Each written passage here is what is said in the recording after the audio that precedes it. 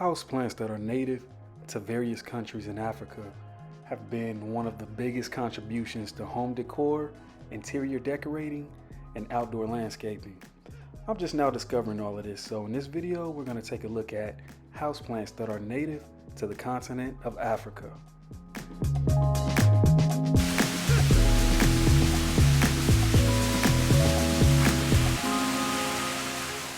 Yo, check me out. I'm out here in Leimert Park, Los Angeles, California. This is a place where a lot of us come to celebrate the culture of our ancestry. A lot of us attending events here have a recent background coming from the islands of the Caribbean, Central America, Southern United States, and East Africa. But a lot like these houseplants that I'll show you in a minute, we have a good portion of our DNA that matches with the people of Africa. Me in particular, West and Southern Africa. It's not often marketed with these houseplants where their native regions are, so I'll show you some of the ones that I have.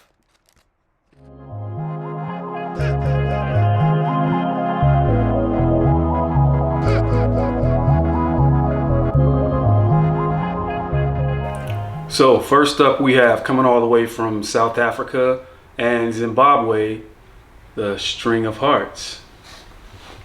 Scientific name, Ceropagia woodii. This is a ground cover plant, but I mean, you know, we like to keep them draping down, as you can see. And the variegation on this is cool. I love the variegated version. There's an all green version, but this variegated version is pretty cool. I really like it. I would say with these, you need to bottom water it often. A lot of people, they say that you need to let it dry out, but I think it looks its best if you bottom water it regularly as soon as it gets dry, and give it top down light. I have this one in my bathroom, so it doesn't get a lot of top down light. That's why it's bald across the top. It's just getting like light coming across. So yeah, this is the string of hearts variegated version. So next up we have, coming from tropical regions of Africa and like the southern region, including Australia, we have the spider plant. Scientific name, Chlorophytum. And these plants are cool if you allow it to get really big. Like if you allow it to get full and it starts shooting out the pups, and then those pups start shooting out pups, it makes like a nice hanging chandelier looking plant. So I feel like this plant is slept on a lot, but maybe it'll get, you know, maybe I think they were popular back in the 70s, but maybe it'll get its time to shine again if they come out with some newer versions. Maybe they can cultivate newer colors or some type of new variegation maybe. But this is a spider plant. So next we have the whale-fin sansevieria. This plant right here was known as the Mason Congo, which kind of gives an indication to where it, you know, the natural habitat, but they changed the common name to whale-fin sansevieria or Dracaena.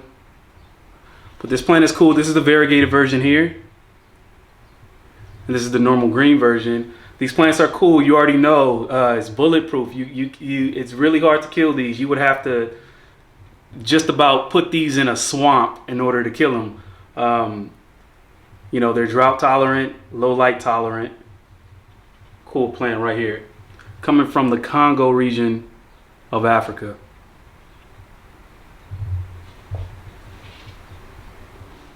So this big boy right here, this is, what is it? Sansevieria trifasciata. That's the scientific name. This is coming from the Congo region as well, and also Madagascar region of Africa. Snake plant, I mean, what is there to say? This plant right here has been very much so utilized.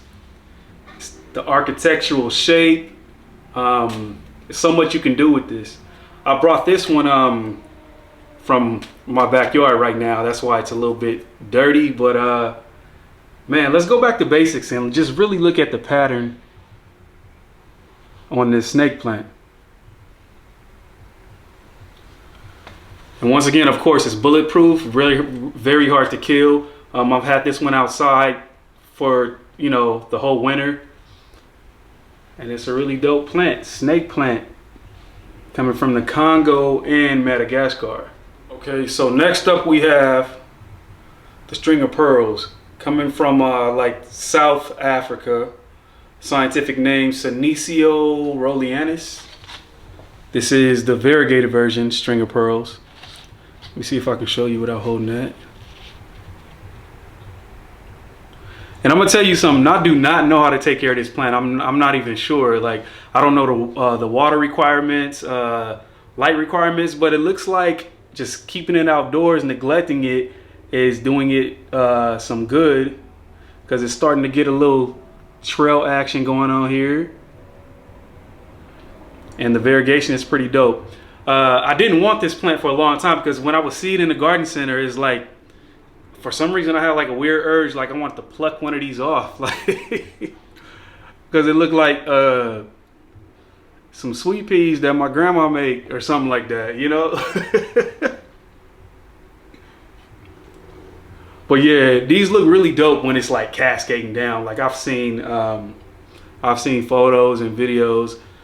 So yeah, there we go, string of pearls, Senecio family. A lot of the Senecio family are native to Africa as well. Next up, we have the ZZ plant. This plant comes from the country of Kenya all the way down to South Africa. Check this out. But this is a bulletproof plant. It's really hard to kill. You can like not water this for like up to a month or something like that. It can take low light. From what I noticed, they don't do well in like any type of direct sun. I tried to acclimate this to go outside. It didn't work for me. So I just keep it indoors, because you can pretty much put this anywhere when it comes to being indoors.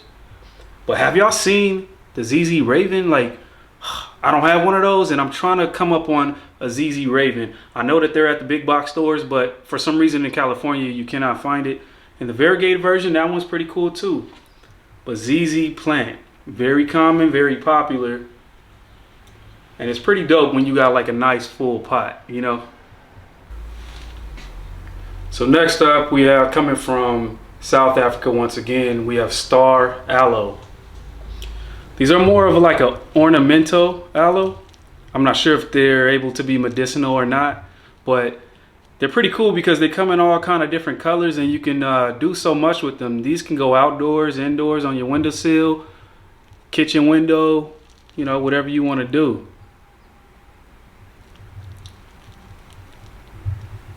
And I do think these are cool. They easy to propagate when you know the pups come up from around the sides, and you can do like a cool little desert landscape situation inside your house with, you know, these, because they actually can take indoor light. I mean, it has to be bright, but they can handle that, and they can be outside in full sun just about.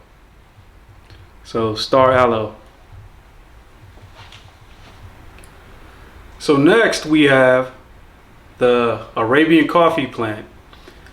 Contrary to its name, this plant actually comes from Ethiopia. Nice little coffee plant. These kind of, they grow into like legit trees, like a nice big tree. And I bought these because I wanted to try to do a little bonsai project with it. I wanted to be like a little small mini tree, because they grow these red berries all over them. So I had in mind that I wanted to look like a bonsai tree that has like, you know, like little red cherry looking fruits all over it. If I can get it to fruit. That's a whole nother topic. But coffee plant coming from Ethiopia.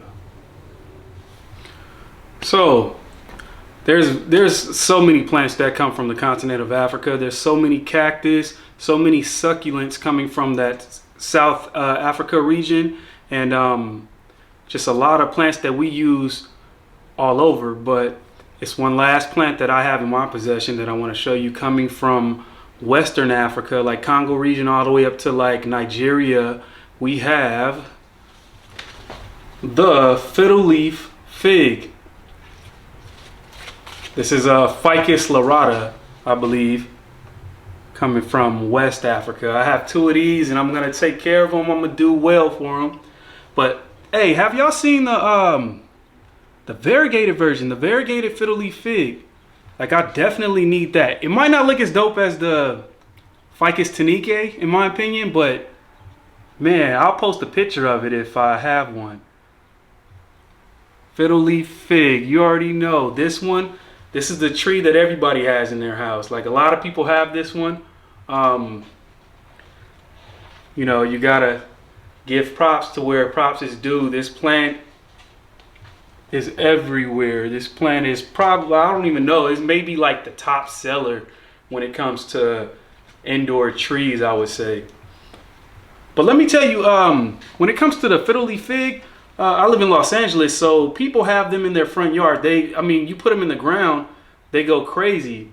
So I often see videos where people kind of have trouble growing them indoors, and I believe it's probably a lighting situation. If you move them out of good light, they probably will drop leaves. I have yet to experience any leaf drop, but I'll tell you, I'm gonna keep it in good light, and we'll see. And if I can come up on that variegated Fiddle Leaf Fig, I'll be a happy dude. All right, y'all, I'm out. This is Aroy District, and you just seen house plants that are native to Africa. I'm out.